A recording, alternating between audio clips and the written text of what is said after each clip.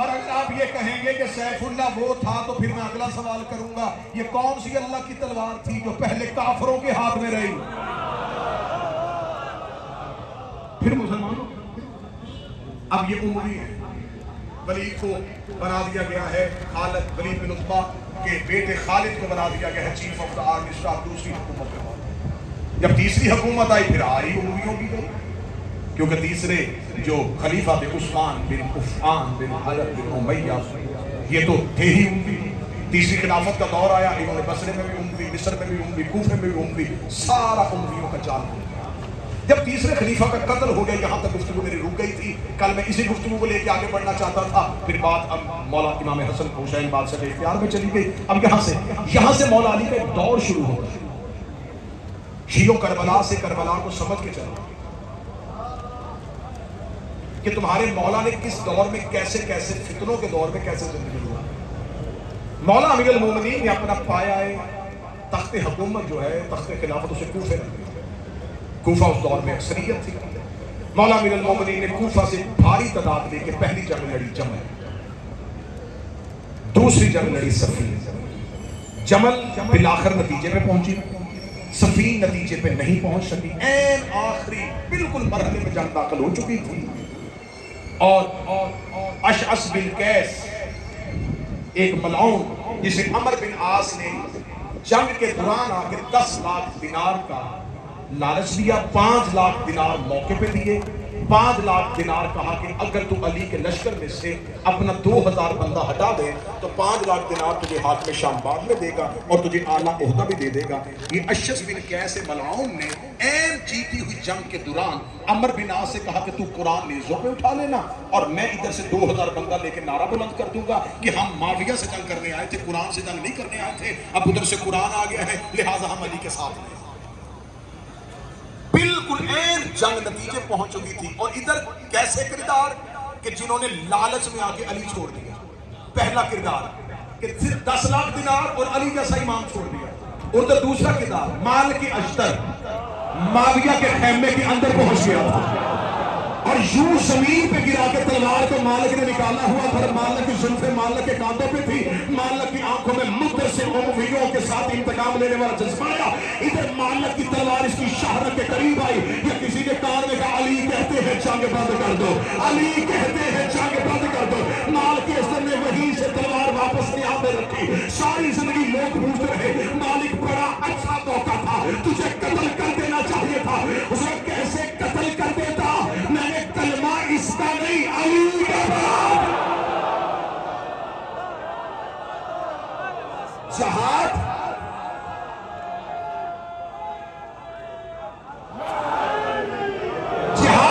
نعرہ نہیں چاہیے مجھے، سب سنتے جائیے گا، جہاد مرضی سے لڑنے کا نام نہیں، اطاعت امام ہے۔ آج جہاد ہو ہی نہیں سکتا، آج مرضی کے مجاہد ہیں، حکم امام پہ جہاد ہے۔ جہاد ہے ایک جہد، ایک کوشش اللہ کے لیے، لیکن جہاد اور جنگ میں فرق ہوتا ہے، جنگ اور ہوتی ہے، جہاد اور۔ آج لوگ جنگیں کرتے ہیں، مولا یہ مال کے اشتر کا کردار۔ جنگ صفین بغیر نتیجے کے ختم ہو گئی، 2 حاکمین جو ہیں وہ فیصلہ کریں گے، اس پہ جنگ ہوگی۔ اب کوفہ میں مولا نہیں بیٹھے، متوجہ رہیے گا بات کی۔ مولا امیر المومنین کوفہ بیٹھے، جمل بہترین نتیجہ، صفین بغیر نتیجے۔ اب جب مولا علی کوفہ میں آ گئے تو اب کوفہ میں جو کردار تھے ان میں سے کچھ لوگ، ایک حصہ ایسا تھا جو محبت علی میں لگتے تھے، ایک بڑی تعداد وہ تھی جو علی کو چوتھا خلیفہ سمجھ کے علی کے ساتھ تھے۔ انہوں نے پہلے 3 خلافتوں میں ان کا ساتھ بھی دیا، اب انہیں خلیفہ تو رسول سمجھ کے ان کا ساتھ دے رہے تھے۔ اب یہ جو دوسرا طبقہ تھا، انہوں نے اپنے آپ کو کمزور اس لیے سمجھا کہ علی نے کسی بھی جنگ میں مال لوٹنے نہیں دیا، کیونکہ یہ ملوکیت کا مزاج ہے، امامت کا۔ امامت کا مزاج تو یہ ہے کہ مرحب کی بہن بھی بھائی کی لاش پہ آتی ہے تو بھائی کی لاش پہ آ کے کہتی آئی تجھے رونے تھی، لیکن تیری لاش دیکھ کے اندازہ ہوا تیرا قاتل بڑا سخی تھا۔ امامت کے ہاں تو مال لوٹنے کی گنجائش ہی نہیں۔ امام نے کہا نہیں، مال نہیں لوٹا، نہ جمل میں لوٹنے دیا، نہ صفین میں لوٹنے دیا، اب یہ لوگ تھک گئے، لوگ جنگ کرنے کے لیے جاتے ہیں، اتنا عرصہ سفر میں رہتے ہیں، اتنا عرصہ جنگ کرتے ہیں، واپس گھروں کو آتے ہیں تو خالی ہے۔ تو اب یہاں پر ایک تیسرے طبقے نے جنم لیا، وہ تیسرے طبقے کی میں نے آج یہاں پہ وضاحت کرنی ہے، اور وہی طبقہ آج کے دور میں بھی ہے۔ لیکن بڑی نتیجے والی بات آ گئی ہے جہاں سے میں نے پوری تمہید مانگی۔ سب سے پہلے امویوں نے امامت کا مقابلہ کیا، لیکن امویوں کے پاس پیسہ تھا، کردار نہیں تھا، دولت ان کے پاس بے انتہا لوٹی ہوئی تھی ساری دولت، خزانے ان کے پاس بڑے تھے، بندہ خریدنا، قبیلہ خریدنا ان کے لیے یہ تھا۔ یہ قیمت دیتے تھے قبیلے کی، کیا قیمت ہے، کتنے لوگوں کا قبیلہ خریدو، خرید دیتے۔ لیکن لوگ ان کے پاس دولت سے متاثر ہو کے آتے تھے، کردار ان کے بڑے کرتے تھے۔ یہی وجہ ہے کہ ان کی دولت سے خریدے ہوئے لوگ بھی کہتے تھے درہم و دینار ان سے لو، نماز علی کے پیچھے پڑھو۔ دسترخوان ان کا بڑا اچھا ہے، نماز علی کے پیچھے پڑھنے کا لطف ہے۔ لہذا ان کے کردار لوگوں کو متاثر نہیں کر رہے۔ اب شیطان نے چال بدلی اور اس نے ایک نیا لشکر بنایا۔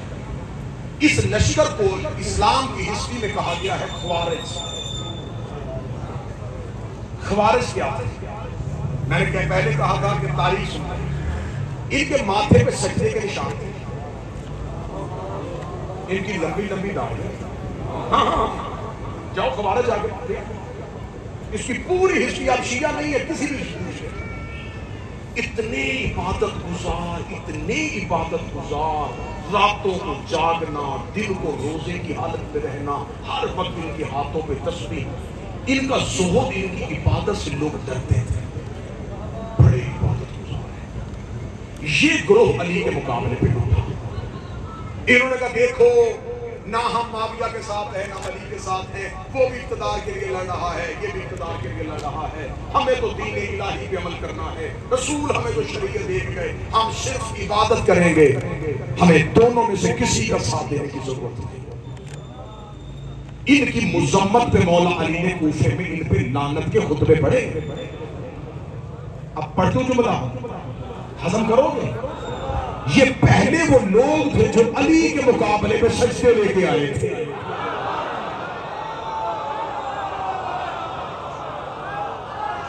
انہوں نے علی کے مقابلے پہ بھی عبادت گزاری، سجدے، تقویٰ، نمازیں، پرہیزگاری، مقدس چہرے، یہ لوگوں کو ہٹاتے تھے، عبادت کرو علی چھوڑ دو، نمازیں پڑھو علی چھوڑ دو۔ اس طبقے نے سب سے زیادہ نقصان کیا، کیونکہ یہ پرہیزگاری کے نبھاتے تھے، کیونکہ یہ ابلیس صرف تھے، وہ بھی عبادت گزار، وہ جن ہو کے فرشتوں میں بیٹھ گیا اور معصوموں میں بیٹھ کے بھی نانتی تھا۔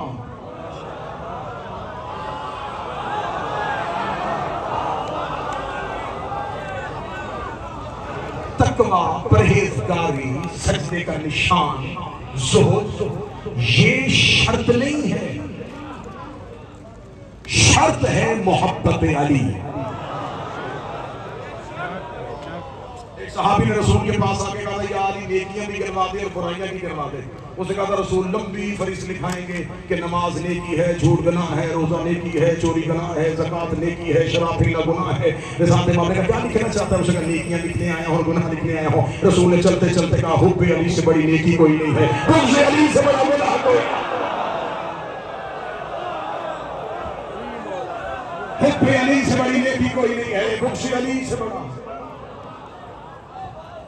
اور پھر رسول نے کہا دل میں بغض علی ہو تو پھر کسی نے احد کے پہاڑ کے برابر بھی سونا راہ خدا میں دیا ہو،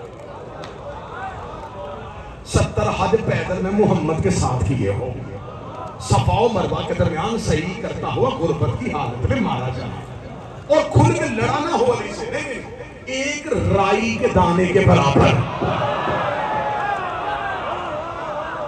بھی دل میں علی کے لیے شک ہوا،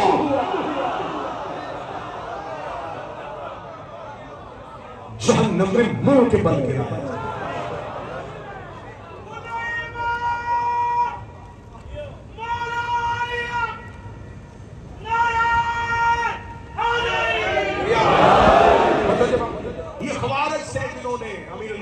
کا ساتھ دینے سے انکار کر دیا. انہوں نے کہا ہم علی کا ساتھ نہیں دیں گے. انہوں نے امیر المومنین کے مقابلے میں لشکر کشی کی اور امیر المومنین کے پاس اب کوفہ میں انصار ختم ہو گئے. صرف وہ محبین رہ گئے, صرف وہ محبت کرنے والے رہ گئے. وہ جو باقی جن کا لڑنا پیشہ تھا انہوں کا کیوں جائے علی کے ساتھ, پہلے بھی اتنی جنگوں میں ملا کیا ہے. یہ گھروں میں بیٹھ رہے ہیں, انہوں نے امیر المومنین کا ساتھ نہیں دیا. مظلومیت یعنی سننا, بے بسی سننا اپنی امامت کی. میرے مولا کوفہ سے نکل کے مقام نخیلہ پہ 5 دن بیٹھ کے لشکر کا انتظار کرتے رہے اور صرف 2500 لوگ علی کے ساتھ چلے. حجر بن علی, میں فضائل پڑھ رہا ہوں, حجر بن علی لے کے آ گئے کہ مولا یہ میں نے لوگ اکٹھے کیے, یہ آپ کا ساتھ دیں گے. اور امیر المومنین نے اسی کوفہ کی دیوار کے ساتھ لگ کے کھڑے ہو کے کوفہ میں ان لوگوں کی بے وفائی کا شکوہ اور گناہ کیا تھا کہ تم نے امامت کو کمزور کیا, تم نے ملوکیت کو مضبوط کر دی. شام نے کوفہ میں بھی لوگ خرید لیے تھے. اب امیر المومنین جب تیسری جنگ کی جانب بڑھے ہیں تو یہ جنگ ہے نہروان. بور ہو گئے بات سے آپ, مشکل ترین موضوع ہے ہی تاریخ. اب جب نہروان کے لیے علی گئے, یہ نہروان کیونکہ نہر کے کنارے پہ جنگ ہوئی تھی اور یہ ہوئی تھی کافروں سے نہیں, یہ خوارج کے ساتھ ہوئی تھی. انہی خارجیوں کے ساتھ علی لڑنے کے لیے آئے تھے. امیر المومنین جب چلے تو رستے میں ایک نجومی تھا, اس نے علی کا رستہ روکا. اس نے کہا یا علی آپ لڑنے کے لیے جا رہے ہیں لیکن میں نجومی ہوں, مدت سے میں علم الشاعت کا ماہر ہوں, میں ستاروں کی چال دیکھ لیتا ہوں. ستاروں کی چال اس وقت بتا رہی ہے کہ آپ جنگ جیتے کہ نہیں. علی نے مسکراتے ہوئے کہا تجھے یہ نہیں خبر کہ ستاروں کو چال دیتا کون ہے؟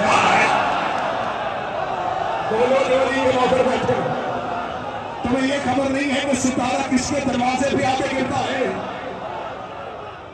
جن کی تو چال دیکھ کے مجھے بتا رہا ہے.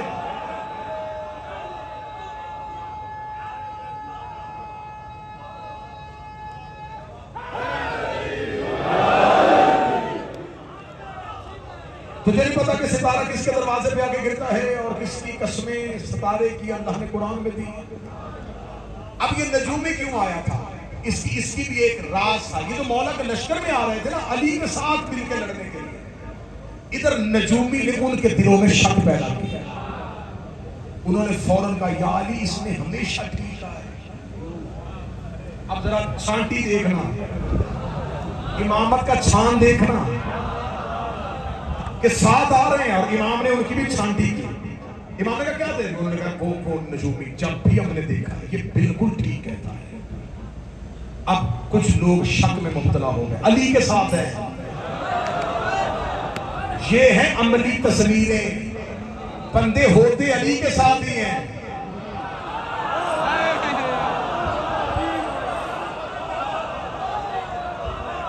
شک نہیں جاتے, شک نہیں جاتے.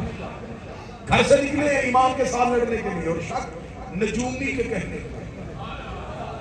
بڑے بڑے لوگوں کو ایسے نجومی دھوکہ دے دیتے ہیں. ایسے نجومیوں کے کہنے پہ نہ آنا. آگے چلے اور شیطان نے, ابلیس نے, کیونکہ ابلیس کا مقابلہ ڈائریکٹ علی سے, کیونکہ علی ہے توحید کا نمائندہ. اب 5 لوگ آئے ہیں ہسٹری کہتی رستے میں جنہوں نے آگے کہا یا علی خوارج نہر کے اس طرف, آپ اس طرف جائیں, آپ اس طرف غلط آ رہے ہیں, یہ ڈائریکشن آپ کی ٹھیک نہیں ہے, وہ ادھر ہے. علی فرمایا نہیں نہیں وہ ادھر ہی.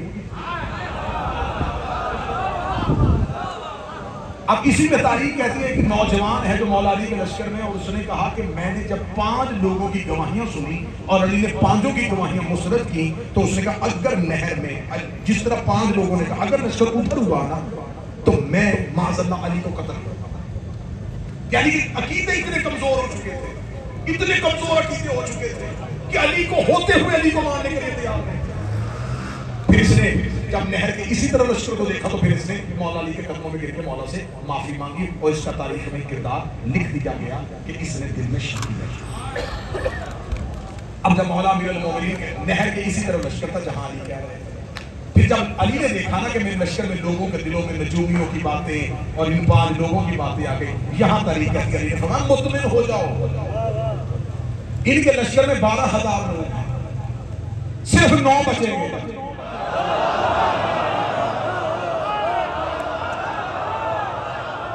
اور میرے لشکر سے صرف 9 مریں گے.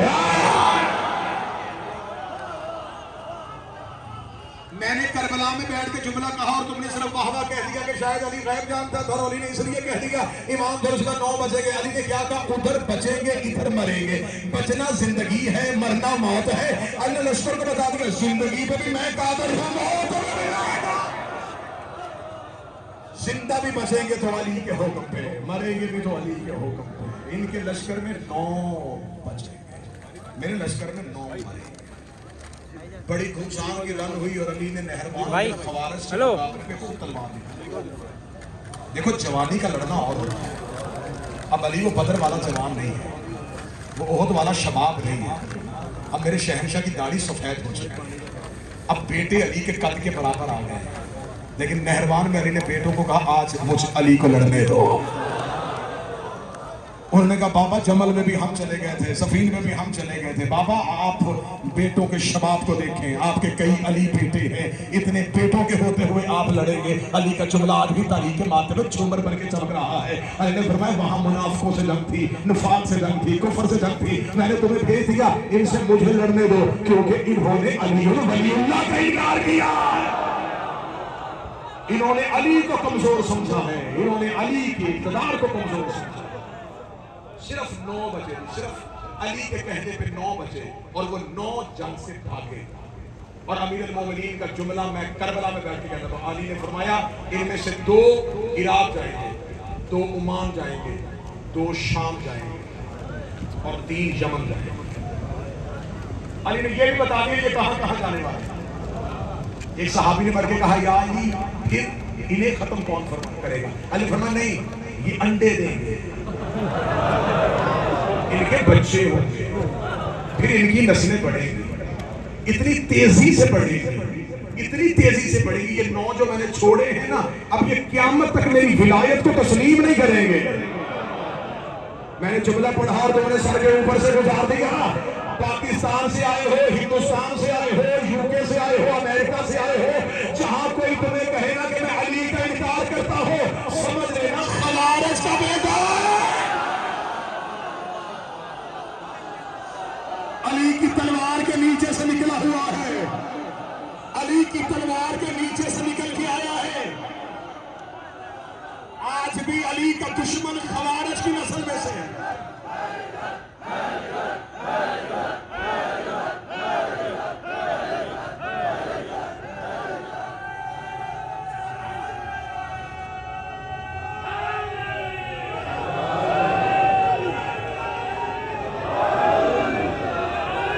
نو چھوڑے علی نے, 9 چھوڑے, 9 زندہ چھوڑے علی نے.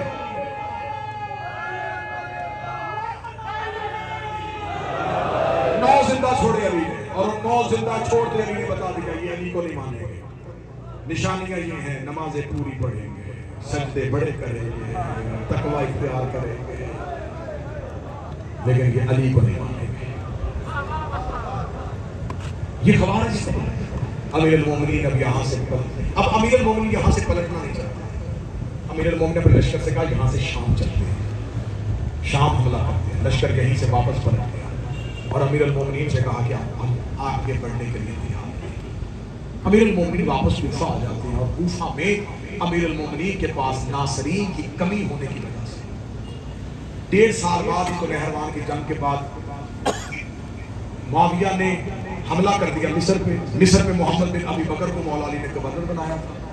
مصر کے لوگوں کو اس نے خرید لیا تھا. مصر میں محمد بن ابی بکر کی حکومت کو کمزور کر دیا تھا. محمد بن ابی بکر نے خط لکھا کہ مولا یہاں تو میرے پاس لوگ نہیں ہیں اور شام والے کی شورش یہاں پہ بہت برپا ہو گئی ہے. مولا نے اسے خط کا جواب دیا کہ تو واپس کوفے آ جا, میں مالک اشتر کو تیری جگہ بھیجتا ہوں, مالک یہاں پہ حکومت کرے گا. رستے میں مالک اشتر کو زہر دے گا اور رستے میں مالک اشتر شہید ہو گئے. جب مالک اشتر شہید ہوئے تو اس وقت معاویہ نے اپنی دربار میں رقص کروا کے کہا کہ آج میں نے علی کا دوسرا بازو نکالا. فضائل سننا اپنے علی کی. قتل حسین کی جب تک وجوہات نہیں سمجھو گے تمہیں پتہ نہیں چلے گا. اس نے کہا پہلا میں نے سفین میں ہمارے یاسر علی کا بازو کاٹا, دوسرا میں نے مال کے اشتر. مال کے اشتر کے لیے کہا کرتے تھے مالک کو مجھ سے وہی نسبت ہے جو مجھے محمد سے تھی. یہ کوئی چھوٹا جملہ نہیں تھا, یہ بہت بڑا ہوتا تھا جو امیر المومنین نے مالک. علی مالہ کے بازوؤں پہ بڑا ناز کرتے تھے، اور مجھے تاریخ میں یہ کردار نظر آیا کہ مالک استر ایک دن اپنے گھر میں اونچا رو رہے تھے. مالک استر کی زوجہ نے آ کے کہا تھا کہ میں نے پوری زندگی تیری کبھی آنکھ میں آنسو نہیں دیکھا، تو بڑا چری اور بڑا بہادر ہے، آج پہلی بار تجھے روتے ہوئے دیکھا ہے. مالک استر نے روتے ہوئے، کاش میں علی کو تنہا نہ دیکھا، میں نے اپنی زندگی میں اپنے مولا کو اتنا مظلوم کبھی نہیں دیکھا کہ میں جب بھی مسجد میں جاتا ہوں تو علی اکیلے بیٹھ کے مجھ سے ہمیشہ لوگوں کا دل کرتے ہیں کہ دیکھ مالک استر وہ بھی ہمیں چھوڑ گیا، وہ بھی ہمیں چھوڑ گیا، وہ قبیلہ بھی بک گیا، وہ قبیلہ بھی بک گیا، وہ قبیلہ. یہ مظلومیت تھی. آپ یہ نہ سمجھے کہ معاویہ مر گیا، آپ یہ نہ سمجھے کہ علی چلے گئے، علی بھی ہے. آج ہی درہم و دینار دے کے علی کے لشکر سے بندے خریدے جاتے ہیں. اپنے وقت کے اماموں کا اختیار پڑھتے ہو، معجزات پڑھتے ہو، بے بسی تو سنو. واپس آ جاتے ہیں مولا، کوفہ میں مولا امیر المومنین کو شہید کر دیا جاتا ہے. اقتدار مولا حسن کے پاس آتا ہے. جو ہی مولا حسن کے پاس اقتدار آتا ہے تو لوگ مولا حسن کو کہتے ہیں اٹھ کے چلیں شام حملہ کریں. مولا حسن نے کہا کس لشکر کو لے گئے؟ اگر شام حملہ کرنا تھا جب میرا بابا نہروان تک چلا گیا تھا تو میرے بابا کے ساتھ آگے کیوں نہیں گئے؟ نہیں حسن آپ کو چلنا پڑے گا. آخر ایک لشکر تیار کیا اور لشکر تیار کر کے مولا حسن نے کہا چلو میں تمہارے ساتھ چلتا ہوں. رستے میں جا کے لشکر پہنچا تھا، یا ادھر سے خبر ہو گئی کہ معاویہ کا بہت بڑا لشکر لاکھوں کی صورت میں آ گیا، اور یہاں سے امام حسن کے لشکر میں سے لوگ خریدے جا رہے ہیں. امام حسن نے مدائن کی طرف رخ کر لیا. مدائن جا کے مولا حسن جناب مختار کے چچا کے گھر میں معاویہ نے وفد بھیجا کہ حسن تیرے بابا سے میں نے سفیر لڑی ہے، اب میں تجھے لڑنا نہیں چاہتا، میں چاہتا ہوں کہ معاہدہ کر لیتے ہیں، کچھ تم رکھ لو کچھ میں رکھ لیتا. لیکن مولا حسن کو ایسا معاہدہ کرنا ہی نہیں چاہتے. لیکن جب معاویہ کا یہ وفد مولا حسن کے پاس ملنے کے لیے گیا، جب یہ باہر آیا تو لوگ انتظار کر رہے تھے کہ دو وفدوں کی ملاقات تھی مولا حسن سے، نتیجہ کیا نکلا؟ تو اب مولا حسن کے حامیوں نے کہا کیا کہا حسن نے؟ انہوں نے کہا کیا کہنے، علی کا بیٹا بڑا فقیر ہے، بڑا کریم ہے، ایسے ہی ہونا چاہیے تھا. واہ رسول اللہ، آپ کے بیٹے نے آج حق پورا کر دیا. فضائل پڑھ رہے مولا حسن. انہوں نے کہا یہ تو شام سے بندے آئے، یہ تو معاویہ کا وفد اور حسن کی تعریف. انہوں نے کہا ہوا کیا؟ انہوں نے کہا حسن مولا نے کہہ دیا کہ معاویہ سے کہہ کہ خلافت میں تمہیں دے دیتا ہوں. صرف ایک پراپوگنڈا برپا کیا، منفی پراپوگنڈا. ہر دور میں جھوٹی خبریں پھیلا کے لوگوں کو سچ سے روکا جاتا ہے. جھوٹی خبر پھیلائی اور نتیجہ کیا نکلا؟ توجہ میری طرف رکھیے گا، چھوڑ دو جی میں. نتیجہ کیا نکلا کہ امام حسن کو، امام حسن کے لشکر میں لوگوں نے جا کے امام حسن کے نیچے سے مسلمان کیا کہ حسن آپ امامت کے اہل نہیں ہیں، آپ نے گھاٹے کا سودا کیا ہے، آپ نے ہمیں بیچ دیا شام والوں کے پاس. امام حسن پکارتے رہے میری بات سنو، کیسے جنگ لڑوں؟ سفیر میں گئے تھے تو مقابلے میں جیتی جنگ تم نے ہروا دی تھی، میرے بابا کا ساتھ نہیں دیا تھا. اور امام حسن کی ران میں تیر مار گئے. اتنا کمزور کر دیا تمہارے امام کو کہ زخمی امام مختار کے گھر میں پناہ لینے کو بچے. یہ بے بسی تھی تمہارے امام کی کہ آخر میں امام سے پوچھا گیا کہ مولا کوفے جانا ہے؟ امام نے رو کے کہا نہیں، مجھے مدینے چھوڑو. اب جتنی سانسیں بچ گئی ہیں میں نانا کے شہر میں گزارنا چاہتا ہوں. اگلی صدر پڑھ دوں گا تو اللہ جانے اب کون بندہ ہے جو صدر کو وصول کرے گا. حسن مولا سمجھ گئے تھے کہ امت اب مجھے کیا کرنا چاہتی ہے. حسن کوفہ سے اٹھ کے اکیلے مدینہ آ گئے. جو تیر امت نے حسن کے لیے رکھے تھے انہوں نے وہی تیر حسن کے جنازے میں مار دیا.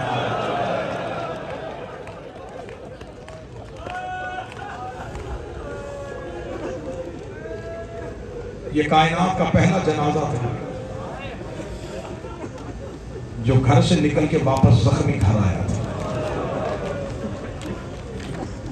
میں نے مولا حسن کی مظلومیت پہ آ کے بات آج اس لیے ختم کی ہے. کل انشاءاللہ ٹھیک مجلس 10 بجے یہاں شروع ہو جاتی ہے. روزانہ تاخیر اس لیے ہوتی ہے کہ آپ کے آنے میں تاخیر ہوتی ہے اور مجلس بھی دیر تک چلی جاتی ہے. اگر کل 10 بجے تک آپ زحمت کریں تو 10:30 بجے ممبر پہ انشاءاللہ آپ کے سامنے نوکری دوں تو کل امام حسن کے بعد امام حسین کا اقتدار، امام حسین کی مظلومیت اور حسین کا قاتل کون کون تھا، کس کس کا بیٹا تھا اور کہاں کہاں سے چلا، یہ آپ کے سامنے حقائق پڑھو.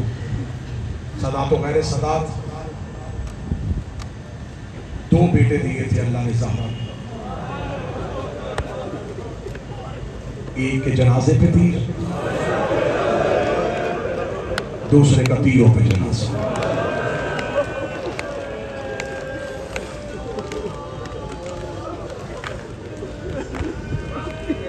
मैंने मौला हसन की मजलूमियत में बात इसलिए रोकी है, आज है कासिम की यतीमी की रात। आज की शब पूरी दुनिया में हसन के यतीम को याद किया जाता है। पाकिस्तान में, इंडिया में लोग मेहंदी पे एतराज करते हैं, ना निकालो मेहंदी। आज करबला की हर गली में कासिम की मेहंदी निकली हुई। आज करबला के हर बाजार में कासिम की मेहंदी निकली हुई है। अब मुझसे मिंबर पे पूछो, मैं करबला में बैठा हूं कि मेहंदी क्यों निकालते हो? कासिम की मेहंदी है बेवा मां की हसरत। हर मां अपना बच्चा, हर मां अपना बेटा मुश्किल से पालती है, लेकिन बेवा मां बड़ी मुश्किल से पालती है। बेवा मां रोज चेहरा देखे कहती कब बड़ा होगा, कब मैं तेरे सर पे सेहरे सजाऊंगी, क्योंकि वो बाप बन के भी पाल रही होती है, मां बन के भी पाल रही होती है। बेवा मां तो बेटे की जिंदगी के दिन उंगलियों में गिनती है, कब मेरा बेटा जवान होगा, मैं अपनी जिंदगी में इसके सर पे सेहरे सजाऊं। हसन के जाने के बाद फरवा की बड़ी हसरत थी, मैं अपने कासिम के सर पे सेहरे सजाऊं। 13 साल का शहजादा करबला की मट्टी में मिल गया। आज मेरी माएं बहनें बेटियां करबला की गलियों में कासिम की मेहंदी लेके आई है। रो के कहती कासिम की मां तेरी हसरत थी, तू अपने बेटे का सेहरा सजाती।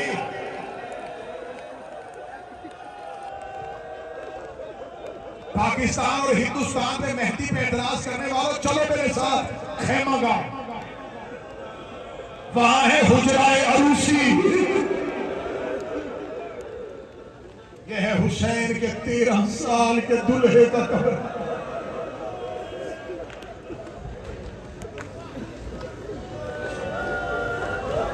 आखिरी सांसें थी मौला हसन की, और तारीख कहती है कि जनाब कासिम की उम्र कितनी थी? 3.5 साल।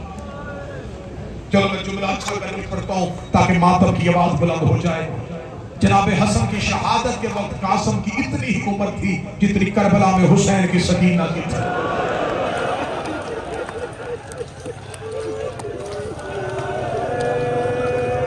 बाप ने सीने पे जनाब कासिम, या मौला हसन की आवाज है, कासिम की मां मुझे कागज कलम दीजिए।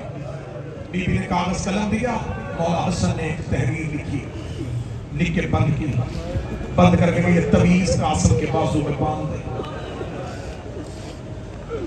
जब कभी बड़ी मुश्किल बने और उस मुश्किल में बाप याद आए तो ये तवीज खोल के पढ़ लेना।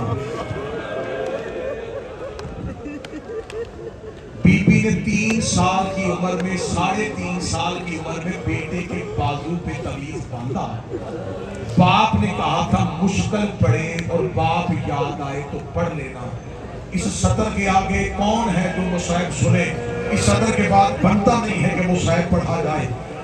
10 साल हुसैन ने ऐसे पाला कि कासिम को तवीज खोलने की जरूरत ही नहीं। 10 साल हुसैन ने ऐसे कासिम पाला। किताबें कहती हैं बड़ा प्यार था हुसैन को अपने अकबर से। 5 साल बड़ा था अकबर कासिम से। इतना प्यार था हुसैन को कि रातों को उठ उठ के अकबर का चेहरा चूमते थे। किताबें कहती हैं बचपन में अकबर को गोद में लेके बैठे, इधर से कासिम आता, हुसैन उठा देते। हुसैन उठाते अकबर गले में बाहें डाल के कहता बाबा इतना प्यार करता है, जब कासिम आता मुझे उठा क्यों देता है? रो के कहता अकबर मेरा जमीन का वारा नहीं करता, मैं तुझे प्यार कर रहा हूँ, और कासिम तुझे देख के काश आज मेरा दादा होता, मुझे ऐसे प्यार करता जैसे अकबर को हुसैन प्यार। किताबें कहती है 13 साल अकबर को कुर्ता बाद में पहनाया, पहले हुसैन कासिम का लिबास पहनाते। सीने पे पाला था हुसैन ने, ये तवीज था मेरे हुसैन के सीने का।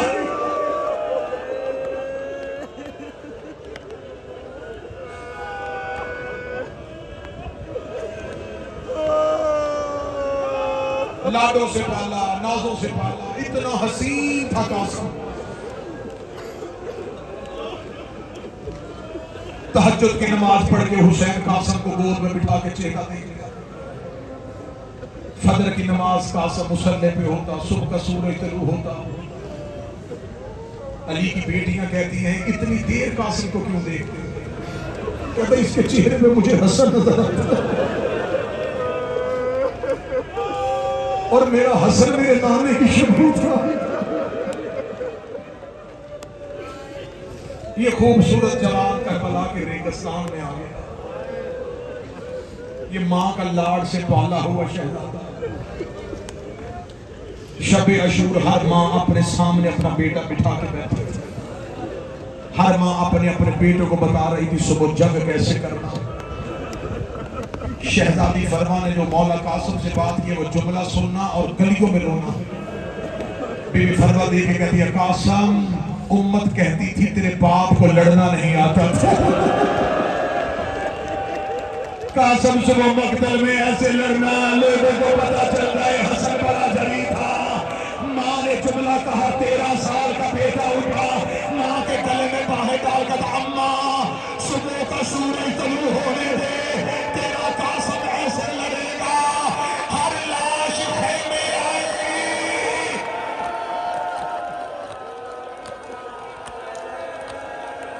तेरा लाल जंग का नक्शा ही बदल देगा। ऐसी शहादत किसी के हिस्से में नहीं आएगी।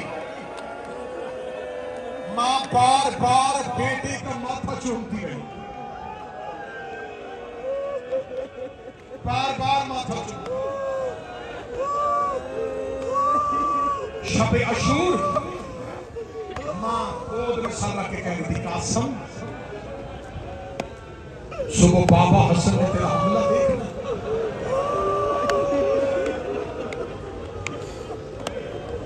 या शहजादा अली अकबर और सरकार अब्बल फजल अब्बास ख़ियाम हुसैनी का पहरा दे रहे थे।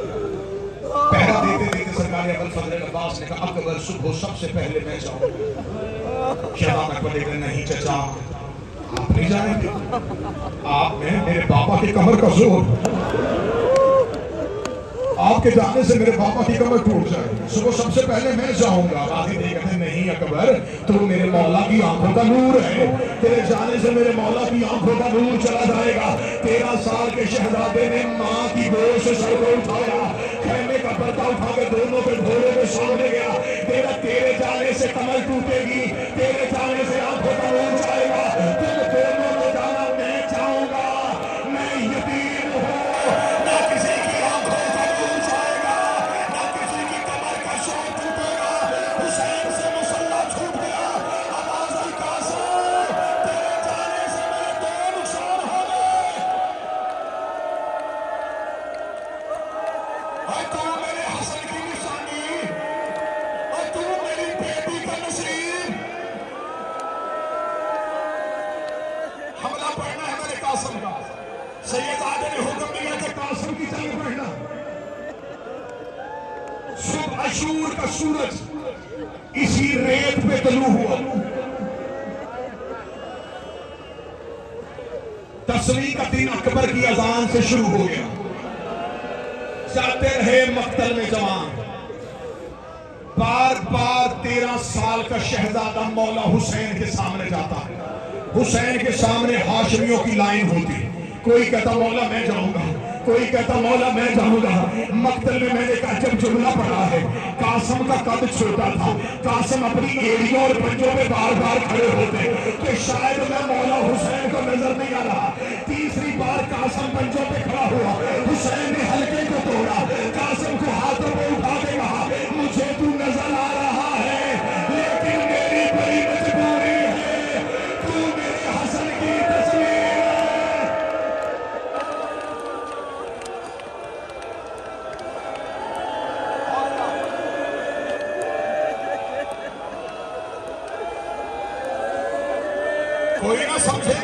حسن بہادر نہیں تھے، کیونکہ میں مصحف میں آ گیا ہوں، اب میں مصحف میں واقعہ نہیں پڑھ سکتا، لیکن ایک جملہ کہہ دیتا ہوں، عباس حسن کے شاگرد تھے۔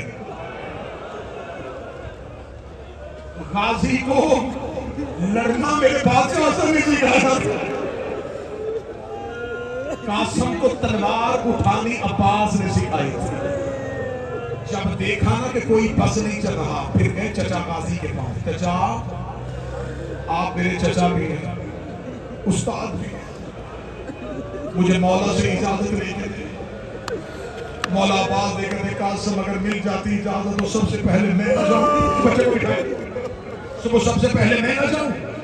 بیٹھ گیا قاسم، وہاں آیا جہاں ماں کا خیمہ تھا۔ قاسم نے ماں کے خیمے میں آگے آستینیں الٹنی شروع کی۔ اب جو بندے مجلس ہو رہے ہیں اسے ہی مجلس سے رکھنا، تم کربلا میں بیٹھے ہو۔ ماں نے کہا قاسم کیا ہوا؟ رو کہتا اماں تویز کھول میں مشکل میں آ گیا۔ ماں نے بسم اللہ پڑھ کے قاسم کے بازو سے تویز کھولا۔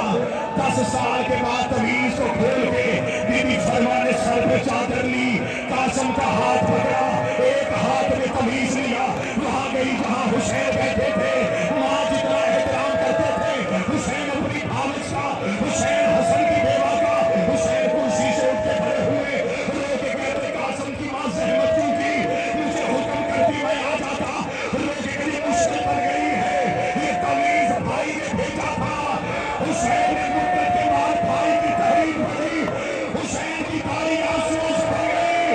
حسن نے لکھا تھا حسین کربلا میں میرا قاسم یتیم سمجھ کے بھول رہا۔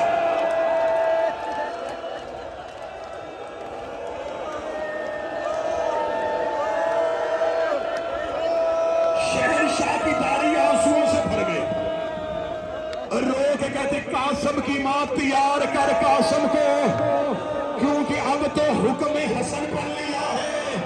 حسن تو میرے بھی امام کا نام تھا۔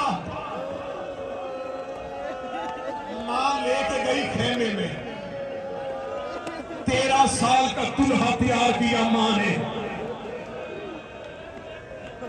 قاسم خیمے سے نکلنے لگتے، ماں پیچھے سے قاسم کے کاندھے پہ ہاتھ رکھتی، رو کے کہتی ایک بار جی بھر کے چہرہ دیکھنے میں۔ قاسم دیکھ کے کہتا اماں مشکل سے اجازت ملی ہے، اب مجھے میدان میں جانے کیوں نہیں دے رہی؟ رو کے کہتی قاسم میرا دل گھبرا رہا ہے، مجھے ایسے لگ رہا ہے جیسے اب یہ چہرہ مجھے دیکھا نہیں۔ حوصلے کے ساتھ، حوصلے کے ساتھ۔ مقتل کہتی ہے یہ پہلا شہید تھا جسے عباس نے ہاتھوں سے اٹھا گھوڑے کی زین میں بٹھایا، قاسم کے بدن پہ زرہ باندھنے لگا۔ قاسم نے زرہ کو کھولا، رو کے کہا نا چچا غازی، میں حسن کا بیٹا ہوں، میں بغیر زرہ کے لڑوں گا۔ جب کہا میں بغیر زرہ کے لڑوں گا، عباس رو کے کہتے ہیں او تو بڑا نفیس مزاج ہے۔ قاسم تو بڑے لاڈوں کا بھلا ہوا ہے۔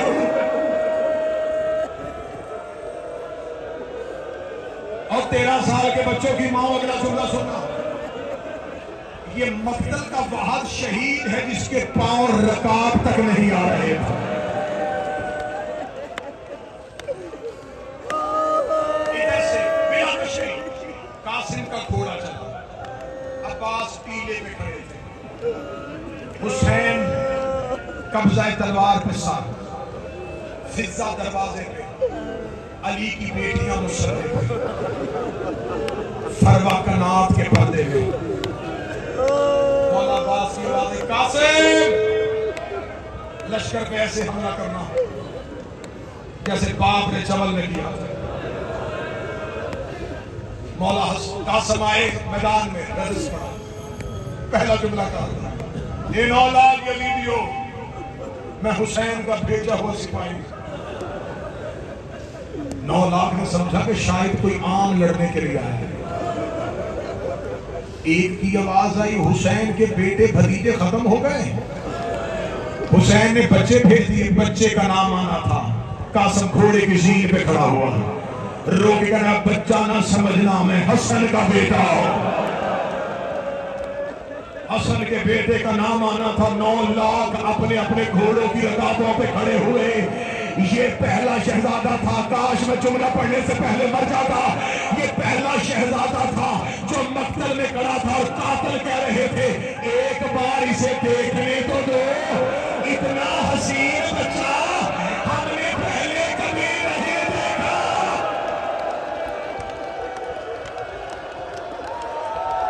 قاتل کہہ رہے تھے واپس چلا جا،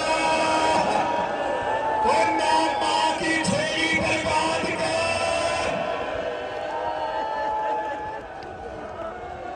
قاتل کہتے رہے پلٹ جا، وہ تو بڑا نفیس مزاج ہے۔ 9 لاکھ میں سے ارزق نامی ملاؤن نے اپنا پہلا بیٹا بھیجا، شہزادہ قاسم نے حملہ کیا، بس وقت بڑی تیزی سے گزر گیا۔ شہزادہ قاسم نے اس کا پہلا بیٹا، دوسرا، تیسرا، چوتھا، آخر میں یہ ملاؤن خود آیا۔ اس ملاؤن کو نواز نے جہنم کیا۔ عمر ابن سعد کی آواز ہے، کس چیز کا انتظار کر رہے ہو؟ ایک ایک کر کے اس کی تلوار سے مرتے جاؤ گے، اکٹھے ہو کے حملہ کرو۔ جب کہا اکٹھے ہو کے حملہ کرو، ادھر سے 300 نے تیر چھوڑ دیا، ادھر سے 10,000 کا لشکر قاسم کی پشت پہ سے آ گیا، ادھر سے تیروں کی بارش، ادھر سے فوجیوں کا رش۔ عباس ٹیلے پہ قاسم کو ڈھونڈ رہے تھے، جب عباس نے دیکھا کہ قاسم لشکر میں چھپ گیا ہے، عباس نے گھوڑے کو ریڑھ لگائی، عباس نے تلوار میں آم سے نکالی، عباس نے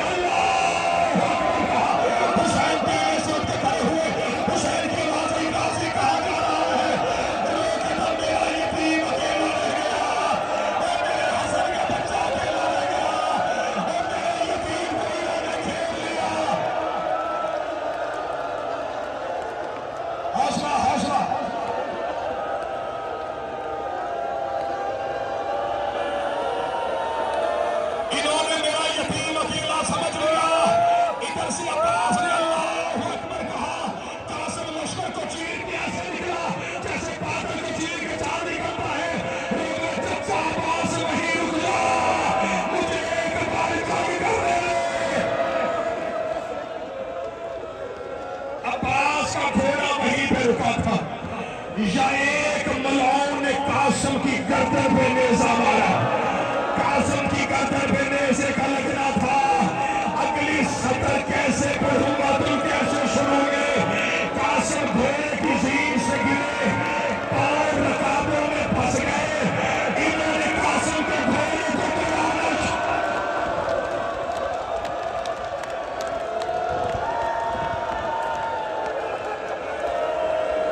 دعا کرو میں پڑھ سکوں اور تم سن سکو، میں پڑھ سکوں اور تم سن سکو۔ قاسم ابھی زندہ تھے، انہوں نے قاسم کے گھوڑے کو دوڑانا شروع کیا، کوئی نیزہ مارتا، کوئی تیر مارتا، کربلا کے غریب نے امامہ اتارا، اپنی کمر کے گرد لپیٹا، حسین لشکر کے درمیان چلنے لگے۔ ایک بے غیرت کی آواز آئی، حسین کی آنے سے پہلے مشرق کے گھوڑے مغرب کو لاؤ، مغرب کے گھوڑے مشرق۔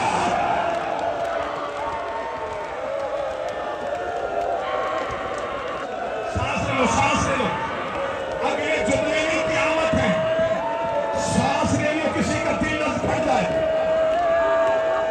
میں پہلے کہہ رہا ہوں، کوئی دل کا مریض بیٹھا ہے، تھوڑی دیر کے لیے اٹھنا چاہے تو اٹھ جائے، اگلے جملے میں دل پھٹ جائیں گے۔ حسین لشکر کے درمیان آئے، لشکروں کا رش، پڑھو جملہ کربلا میں ڈر کے پڑھ لگا ہوں، حسین سے معافی مانگ کے۔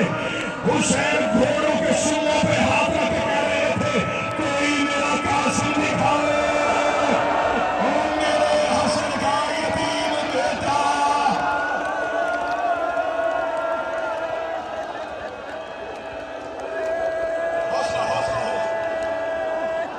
لشکر ہٹ گئے، لشکر ہٹ گئے،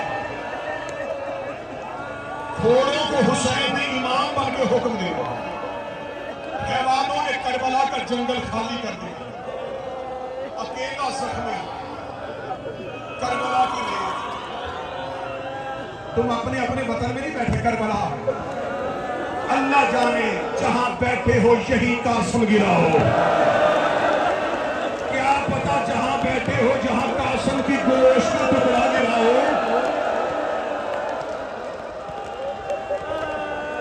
रेगिस्तान खाली हुआ, जंगल में हुसैन तन्हा हो गए। हुसैन ने आवाज देखा, ऐन अल कासिम, कासिम कहां है? चचा ढूंढने आए। कासिम, कासिम। जब कहीं से आवाज नहीं आई, हुसैन ने कानों पे हाथ रखा, इमाम वक्त बन के बुला रहा हूं, कासिम मुझे आवाज दे, कोई टुकड़ा वहां से उठा, कोई टुकड़ा वहां से उठा।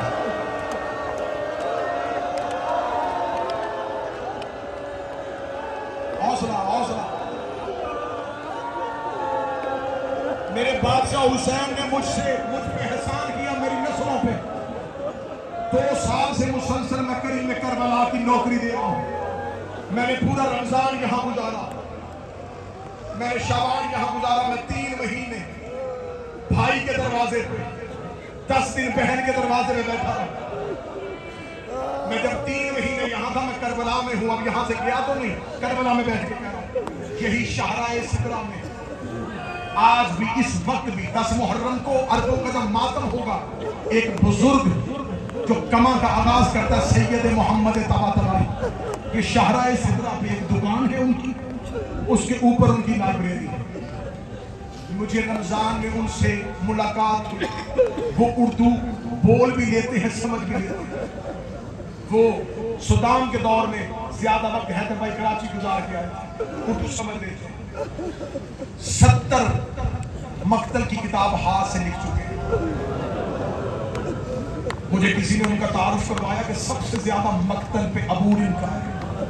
मैंने उनसे मुलाकात कर, मैंने कहा मैं मौला हुसैन का छोटा सा जाकर हूं, मक्तल सुनना चाहता हूं। उन्होंने मुझसे कहा कल आना और कागज कलम लेके आना। मैं अगले दिन कागज कलम लेके गया, उनके पीछे किताबों के अंबार थे और उसमें वो बुजुर्ग बैठा। मैं अभी इसी वक्त अगर आप चाहें तो उनसे मुलाकात हो भी सकती है। उन्होंने मुझसे कहा एक एक करके पूछ किस किस की शहादत सुनी। अल्लाह व हुसैन, मेरी अकल हैरान रह गई कि हम क्या पढ़ रहे थे। जब मैंने उससे मौला कासिम की उनसे शहादत कहा ना कि मुझे मौला कासिम की शहादत, उन्होंने पूरी रवायात किताबें दिखा दिखा के ऐसे हमला किया था, इतना लश्कर था, पहले ये आया था, ऐसे जख्मी हुए थे, ऐसे गिरे थे। आखिर में आके उन्होंने मुझसे एक सवाल किया, मुझे उन्होंने कहा तुम पाकिस्तान में क्या पढ़ते हो कि लाश कैसे गई थी।